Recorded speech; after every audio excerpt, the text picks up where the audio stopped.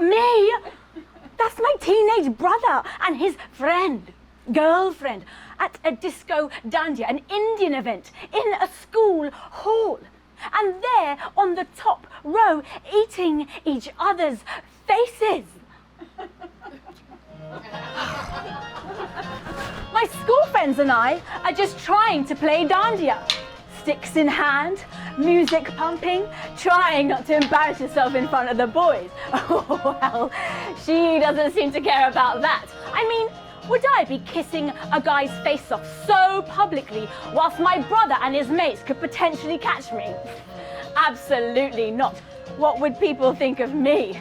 Mum always warned me, Reema, no kissing and cuddling in public. What kind of girl does that? That's if I could find a boyfriend. It's May 1996. I'm the girl with the big bushy hair when coconut oil made you smell like lunch, not like a TikTok influencer.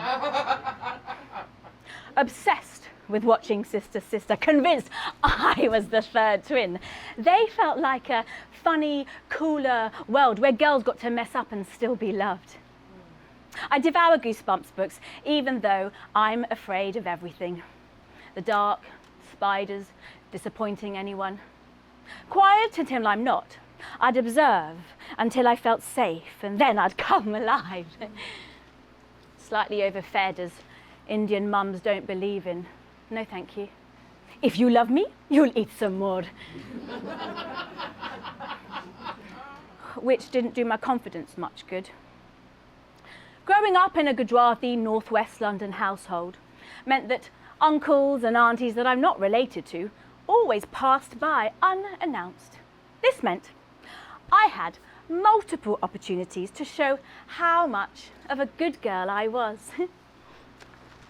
Tray in hand, serving chai, Jevro, and biscuits. Tray in hand, just like Mum taught me, saying please and thank you, as if I've been eagerly awaiting for these people to just turn up and be fed and watered. As a young girl, Mum drilled it into my head. Beta, if you feel uncomfortable with a man in any situation, no matter who he is, just say no. Find a way to remove yourself. But in your own home, when you can't say no to serving someone chai or greeting them with a hug or being polite, it became an alien idea to think that no had a place in my vocabulary. Mum and Dad's life goal was to prove they made it in a country that took them in when they were forced out of their own, Uganda. So I went to a private girls' school. Purple blazers, laddered tights, and a poor attempt at rolling up our skirts. The only makeup we wore was the pink tinted Vaseline that got confiscated by Mrs. Smith in Middlesex Maths. We liked being good girls, well-behaved, well-trained, future Indian wives in training bras. One lunch break, we were sat, huddled round the edge of the netball court, crisps, Capri Suns, teenage dreams. One of the girls, Mira, all bright-eyed, gazing into her future life, said, by 25, I'll be married, big house, nice kitchen, 2 children, no dog. I looked at her with such judgment. It didn't include a dog. My first experience of love was that of my parents. Their living situation was part-time ever since I was born. Dad's business was in Kenya, so travelled often, and Mum held the fort at home. It wasn't conventional, but it worked for them. Their love was based on long-distance phone calls, faxes, airport hellos and goodbyes, and a shared dream they never stopped chasing. It taught me that love doesn't always look like togetherness. Sometimes it's trust and showing up in your own way. Somehow something within me felt that if I was self-sufficient, Dad wouldn't have to travel so much for work. So I became frugal, a hoarder of money, looking for the best discounts I could find, like a true Indian good girl. Dad had swag, even in the 70s. Picture this. Flared trousers that could sweep the floor. Platform heels adding 2 inches of confidence. And a perfectly formed afro that defied gravity and screamed, main character. He walked like the streets, his runway, and talked like he invented charm. Honestly, with that combo, Mum never stood a chance. They had a love marriage, which in Bollywood terms means a sari blowing in the wind for no reason. They're dancing round a tree to music that just magically appears from the skies.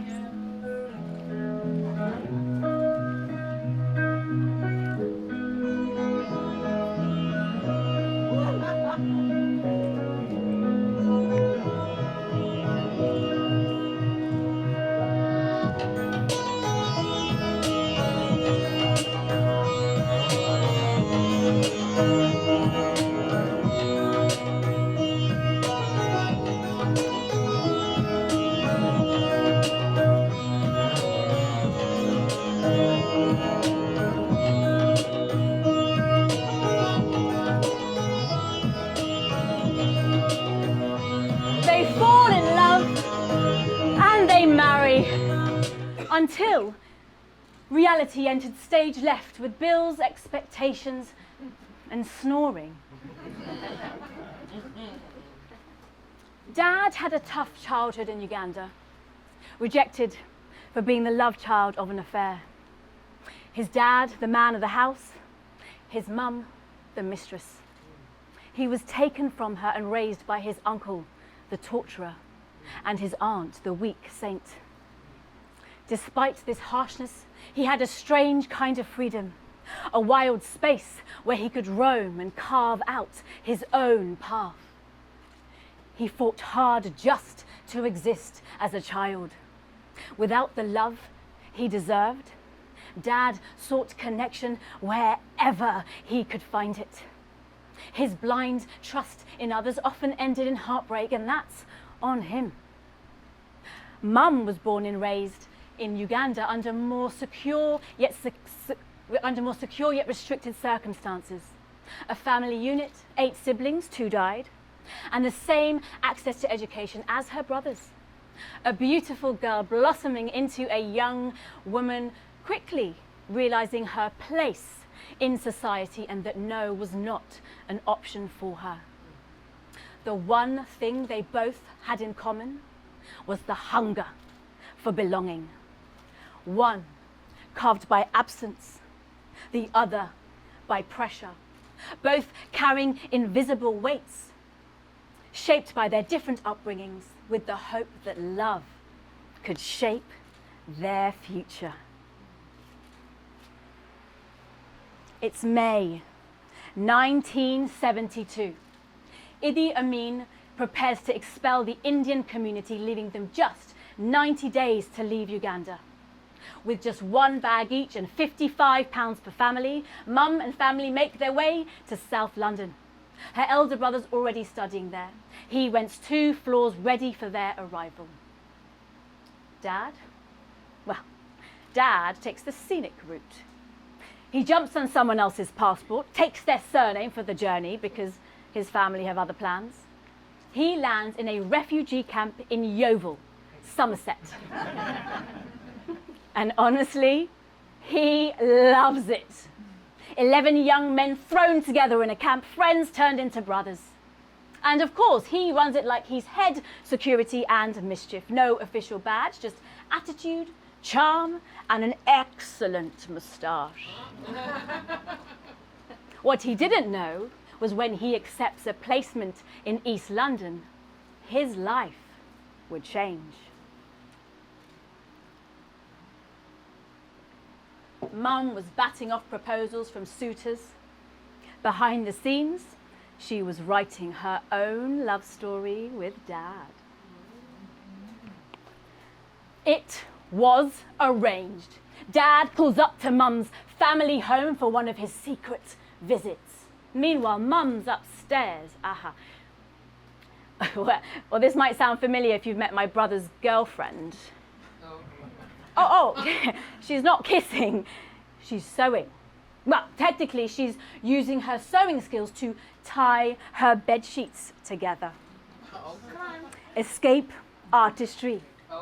Gujarati edition. Come on, die not, please don't dead. She's gone full fireman mode. Out her bedroom window, off she goes, down her tied bed sheets, Bollywood Rapunzel. Dad catches her feet in his outstretched palms. She jumps into Dad's sleek Peugeot 504, leaving a note on her elder brother's windscreen. I'm eloping. I won't be returning home. Thank you. Her mic drop moment on April Fool's Day, no less. Wow. They headed to Gretna Green. No big wedding, no family blessings, just faith in each other. Their friends became their new family. They had the 2 children and the dog. Mum's love for Dad expressed through acts of service. The way to Dad's heart was often through his stomach, which was big and round from beer and rock hard from exercise. His biceps and triceps popping out of his oversized arm, and his veins slightly swollen, nourishing his 5'7" stocky body. Our hero, like the ones you see in Bollywood films. Chest out, chin up, elbows back. Whilst Mum cooked rottlis, serving our dog the first 2 hot off the pan, of course, whilst listening to her favourite Golden Oldies hour on Sunrise Radio. Ek pyar ka nagama hai. Dad's on a business call to Kenya on loudspeaker. Yeah, boss. He'd laugh, his whole body would shake. Okay, asante sana. The house was rather musical. Chalo badai, come on down. Let's sit together for dinner. What Mum means by sit together is Mum moving from Rotli station to our plates, serving us Rotlis hot and fresh. Dad leaning over his plate to ensure every bite goes straight into his mouth. Mm. Mm.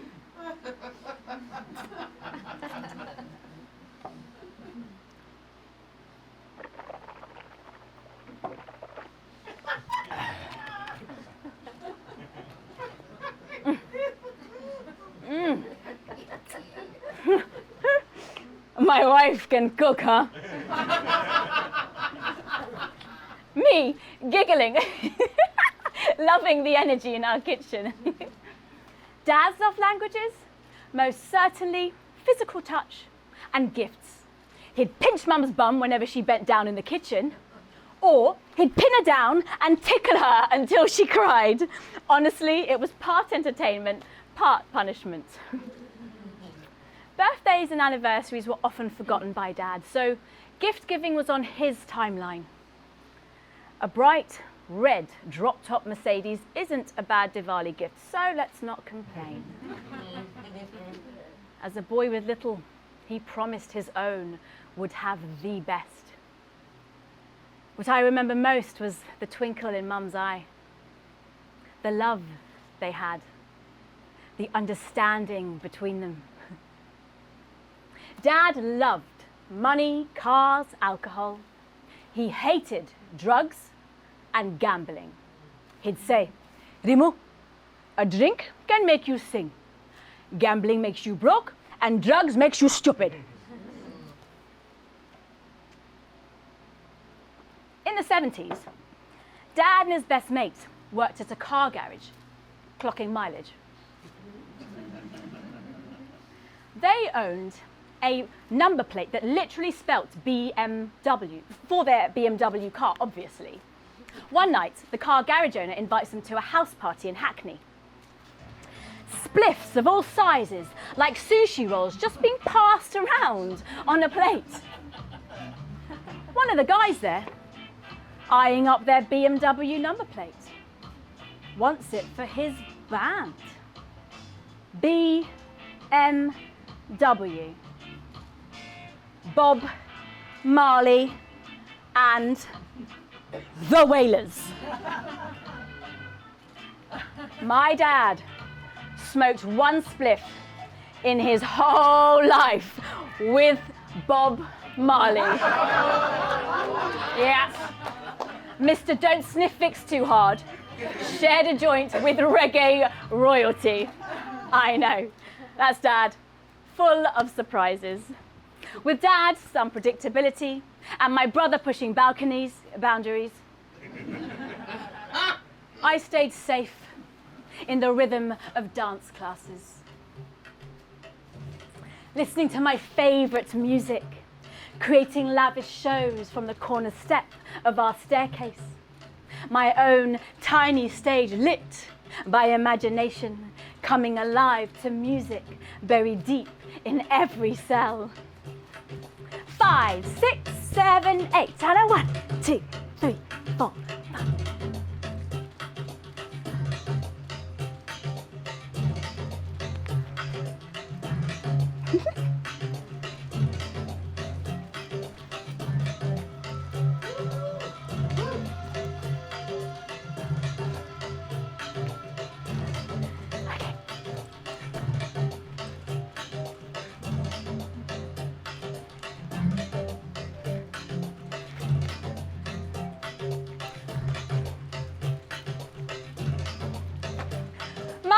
Daddy!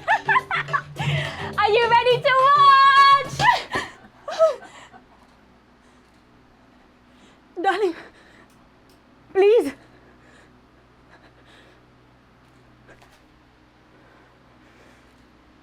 Stop breathing down my neck, woman. Leave me alone.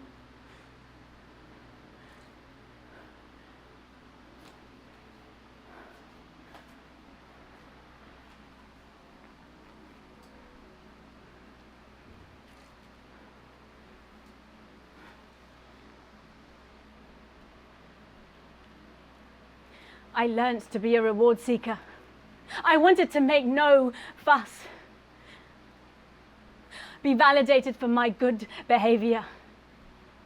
I learnt to ask few questions, speak only when necessary, or when doing your own one-woman show. Hi. Around the love, there were Dad's moods. Weeks of silence, usually directed at Mum. He looked through her while she pleaded for him to see her. A disapproving look from me, and Mum suffered further. It was safer to not express myself just in case I was the trigger and Mum the target. Although she appeared a woman in control, independent, she's a woman enduring pain whilst longing for her husband. Dad's upbringing bored a hole, an angry emptiness deep inside of him. When his fuse was lit, he shut down. He was angry and raging, yet he silenced himself. This strong man needed nurturing and guidance, yet Mum did not have the tools to reach his darkness. She loved the strong man. She adored the chase. So she chased. As I said, Dad found love wherever he went. Midnight calls, flirtations, other women.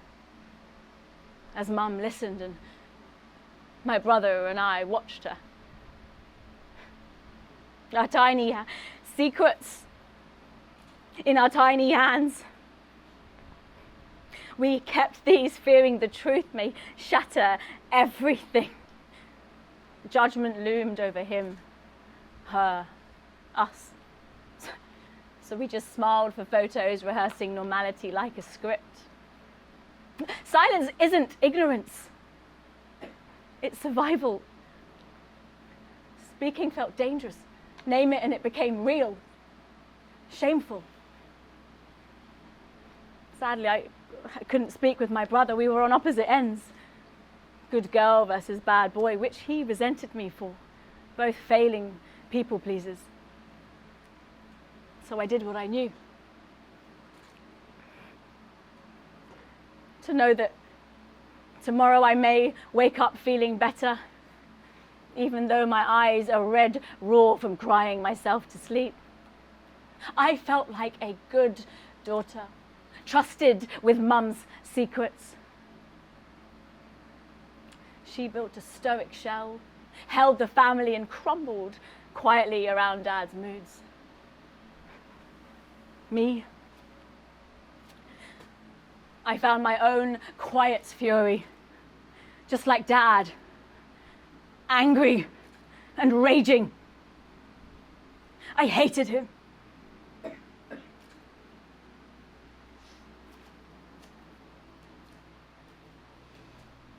It's May 2000. I'm 15. I meet my childhood sweetheart. And the confusion is real. Good girl Sandy meets 15-and-a-half-year-old bad boy Danny. He has these big brown eyes, these long eyelashes, the kind that make me feel seen and slightly undone. Oh, he's generous but not chivalrous. That's okay, that's part of the draw. He's not trying to be some Prince Charming, he's just Danny. Cool, calm, magnetic. My brother dropped me to our first date. Oh, we didn't get in underage, so we just stood outside the main doors under the overhang because of the rain, standing, talking, awkwardly, until the moment. My first kiss. It's sloppy. Spit clings around our mouths, and as the cold air hits my face, it feels refreshing. I've been kissed. And suddenly, the wind blows my fuzzball hair onto my wet, sticky lips, and suddenly I look like a brown troll doll. The music from inside is loud. The beat feels familiar. Our souls are dancing as we stood awkwardly, wondering what to do next. Danny smokes. He drinks.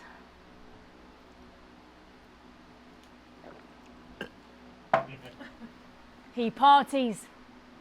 He's what they, Indian Londoners, call a Harrow boy. This is a boy that lives and hangs out in Harrow, London.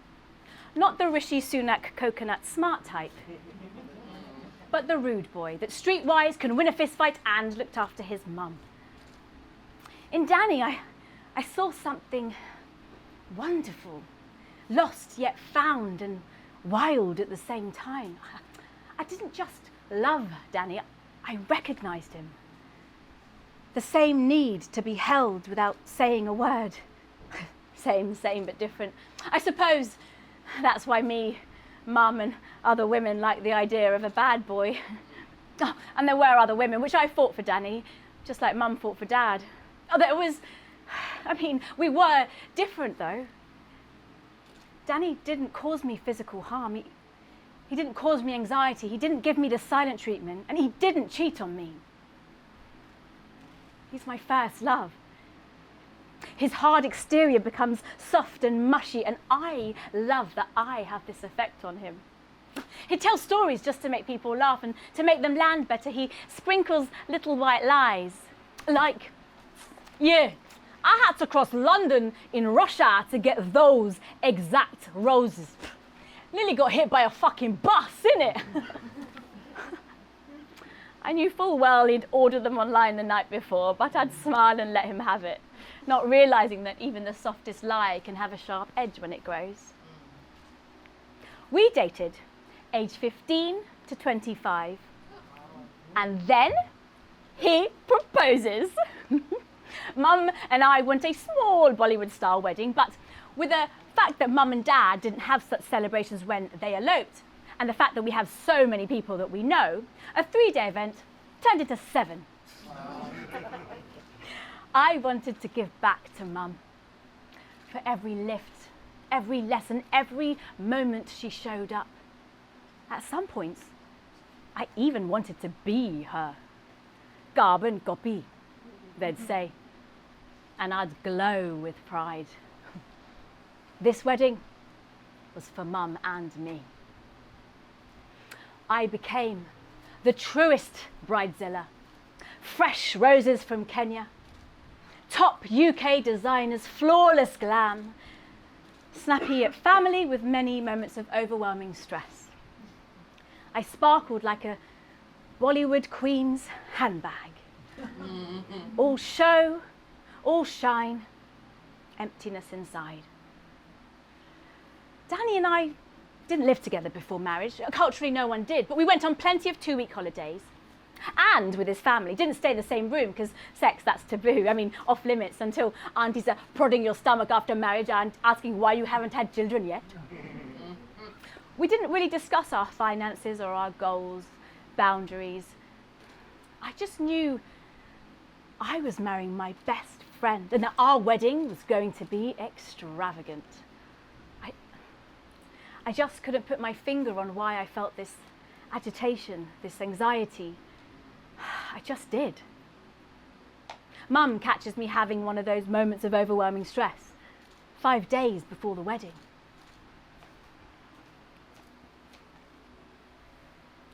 Beta, what is wrong? This isn't just about the table plan, is it? Mum, I'm just so stressed. There's a huge weight on my shoulders. I've been watching you. This isn't just wedding stress, is it?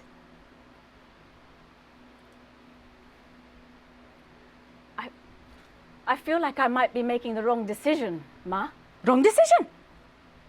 You always have a choice, Beta. You can call it off right now, tonight. Think about it. Make your decision. It's never too late.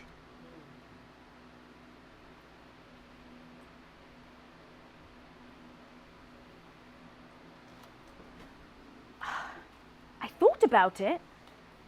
I thought about not being with Danny, but that hurt. It didn't hurt like something was missing, just more like something was lost. I didn't want to let people down. This wasn't about them. This was about me, my 2 future children and dog. We've been together for longer than any of our friends. I know his family and he knows mine.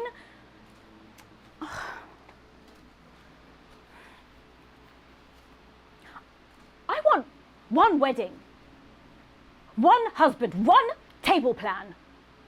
And so we got married.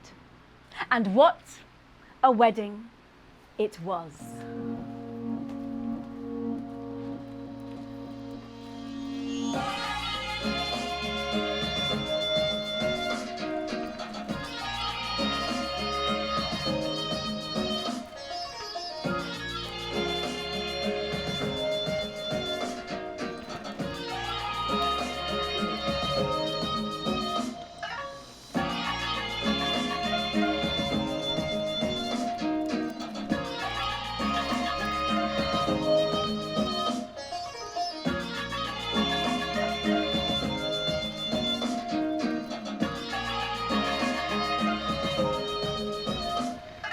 I wake up, my eyes adjusting to my new surroundings.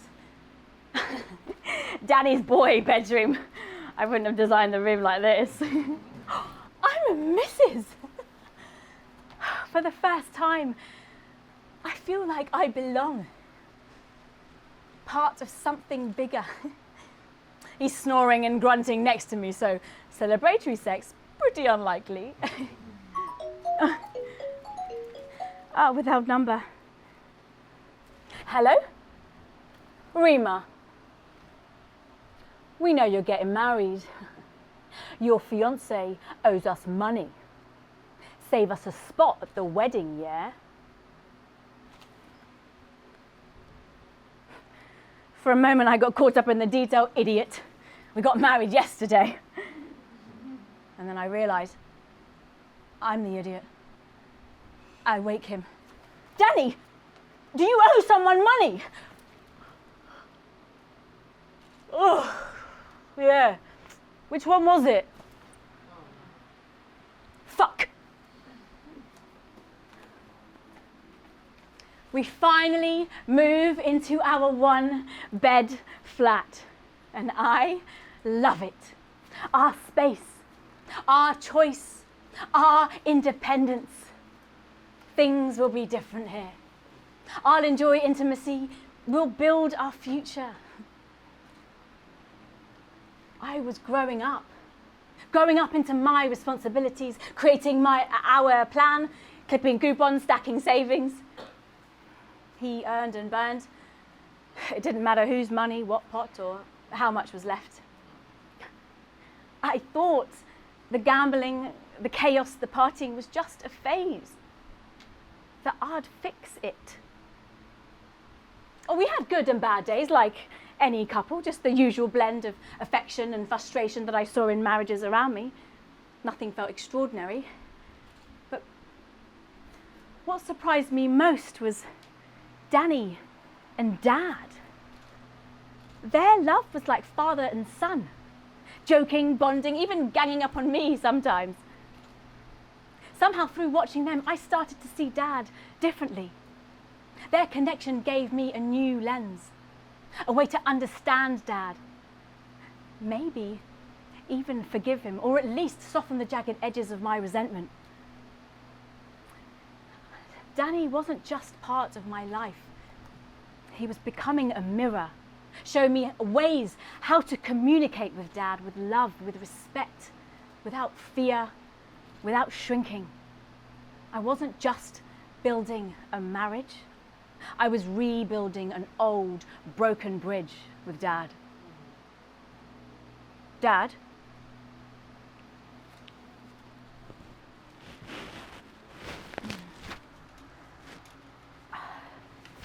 I need to talk to you. But I just need you to listen. Not joke, not deflect, just listen. Oh, you're starting to sound like your mother now. Am I in trouble? You're not in trouble. I'm not a little girl anymore. You don't get to shout and swear and pretend like it's normal. You don't get to go silent and expect Mum or I to chase you around with cups of chai. Beta? You don't get to turn up when it suits you and expect a welcome mat. I need you to respect my boundaries. Boundaries? You sound different. I feel different. I'm learning and I want us to communicate better. Deal?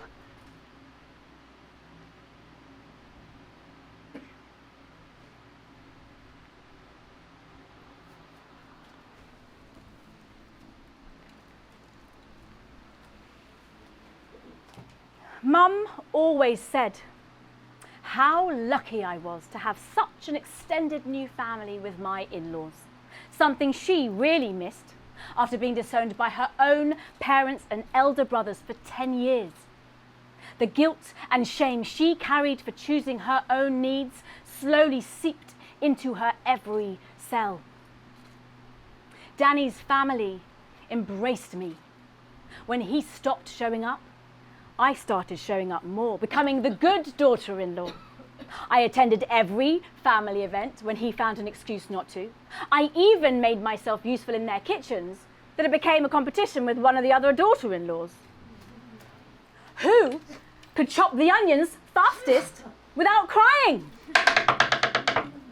Who could grab the mop first to be later rewarded by one of the aunties with an approving look?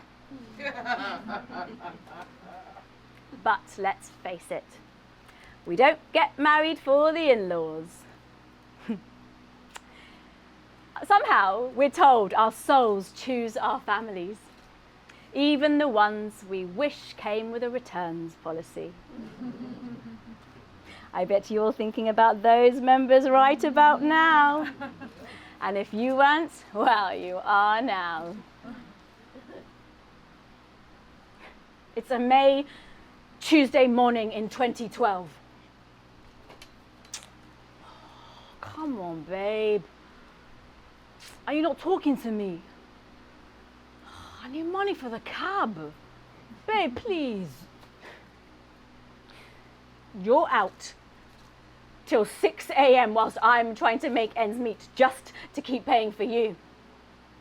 You let me pay your debt to your uncle, called it an investment. And now your uncle and your brother is standing outside our flat, demanding cash I never signed up to give. Come on, do we have to talk about this now? I never meant for them to come to you, okay? But you didn't stop them either, did you? You're the full package, spineless and spoiled. That's not fair to talk to me like this. Fair? You want to talk about fair? Fair is not treating your wife like a credit card. Fair is telling me the truth before I have to find out through my own research. Come on, I never meant for them to stop. I don't want your excuses.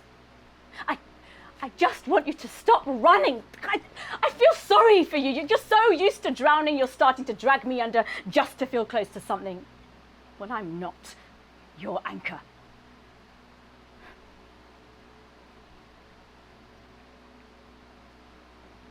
Our communication was becoming transactional. I see a body of lies, of deceit, of uncovered truths. I don't hate him, or do I? I want to help him, get help for him, but I want to keep his secrets, but the more I keep them, the less I can swallow. A cold, calcifying, familiar feeling growing deep inside of me. One Saturday morning, I'm doing my usual stupidly explosive workout.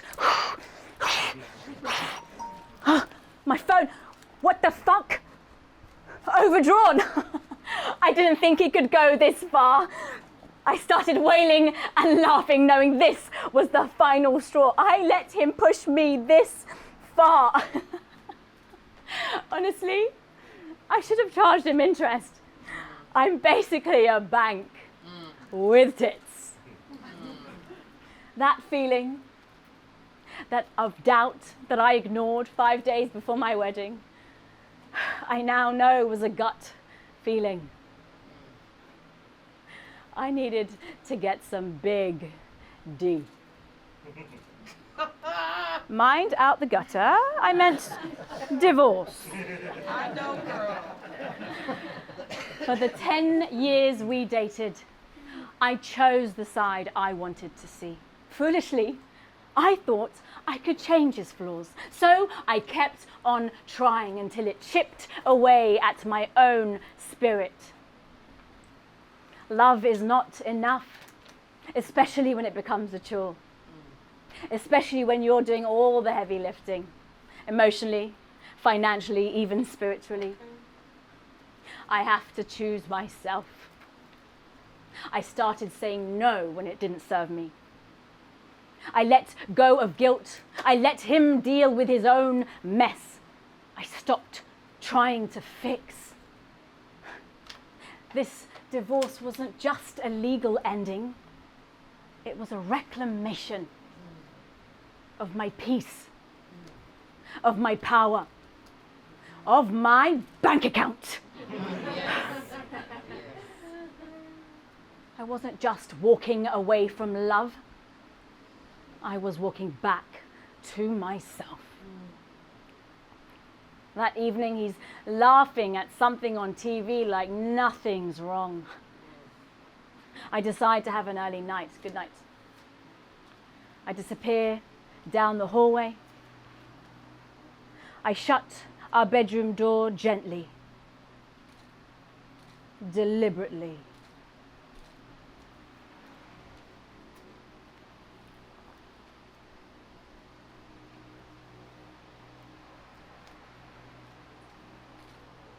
My pink, slimy silicone wand, my vibrator, still in its plastic, like a sad little promise wrapped in shame.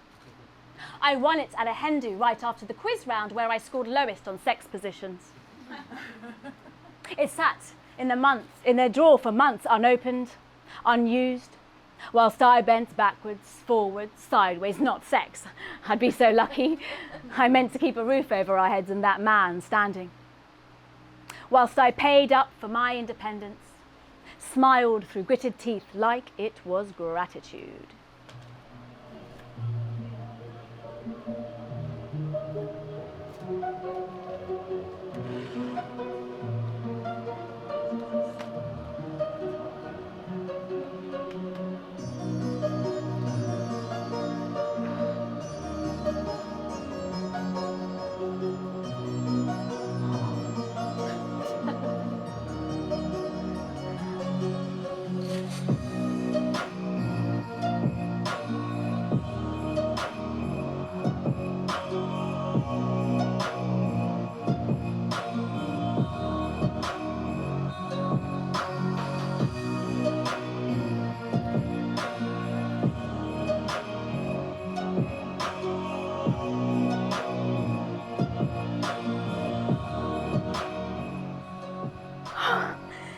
It wasn't about sex.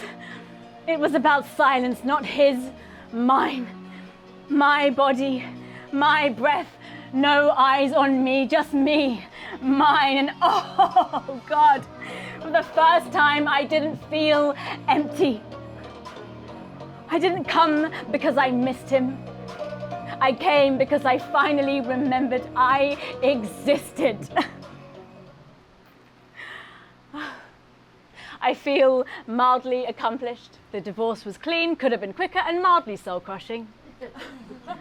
And yes, I scoured the internet for divorce discount codes. Found one!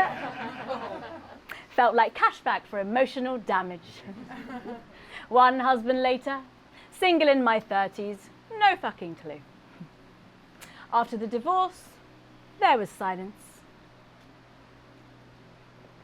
Technically, I was carrying the single gene and I was free, but I still carried the echoes of old roles, old patterns. After my divorce, I started again slowly. Nights out with friends, saying yes to things, starting to feel like me again. My wand, my new best friend.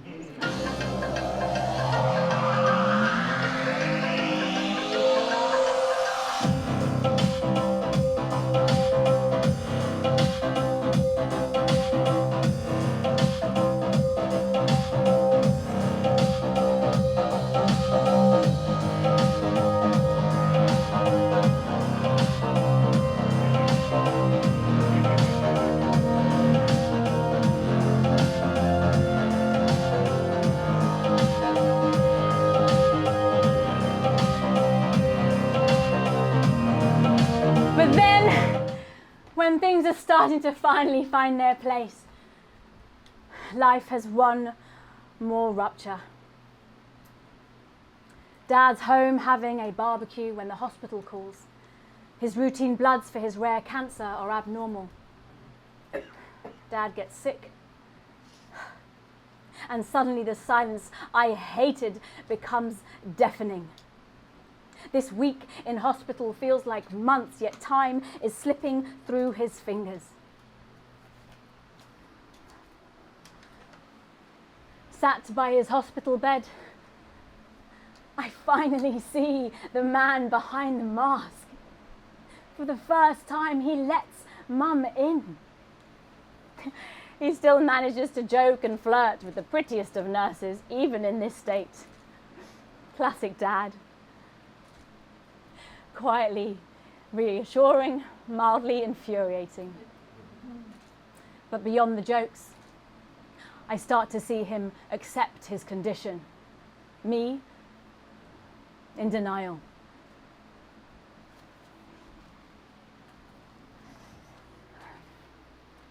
It's the 24th of May, 2022. I'm staying at Mum and Dad so I can wake up early and relieve Mum from the early hospital run. My breathwork and meditation done, I'm sat in their lounge, my back against the radiator, the sun rays seeping in and warming up my face. I video call Dad. He's up, sat in his chair, hospital table in front of him, mid-conversation with a nurse with the most vibrant, beautiful, oversized braids, talking about his great escape from what he calls this jail. Minor hiccup. Nurse doesn't drive.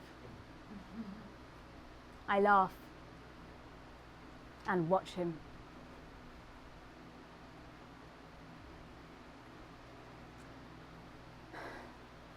That's the last day Dad is conscious.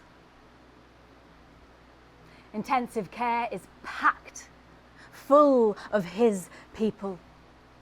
He made such a mark on so many lives. The ward corridor feels more like a reunion than a goodbye. He passes a day later, surrounded by his community, his chosen family. Turns out, losing Dad helps me find myself fully. Somewhere between grief, guilt, and WhatsApp condolences.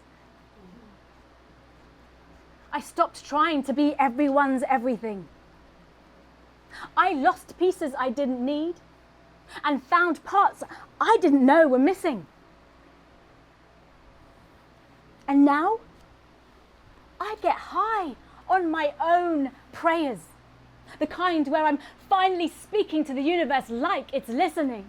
It's not quite enlightenment, but it's close enough for now. And maybe love is still waiting. The good kind. The honest kind. The kind that gives me freedom. Free enough to dance like the world's not watching.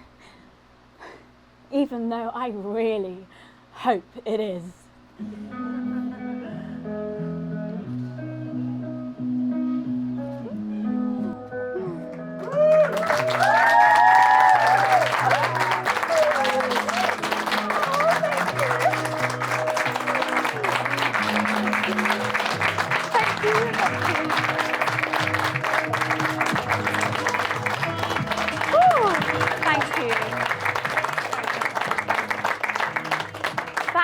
Wow, wasn't expecting that. Thank you so much for filling the house, first of all, for taking your time out to come to see me. I appreciate every single person in this room. My name is Reema. This play is called I Now Pronounce You Lost and Found. It was written in March after I booked this venue. And it's a story that needed to be told. And if anyone resonates or feels even triggered by it, then please let it go. And if you do want to talk about it, I'll be outside at the bar. We do have a QR code if you can scan it on your way out, or please write me a review if you liked it on the Ed Fringe website. Thank you. Thank you, thank you, thank you.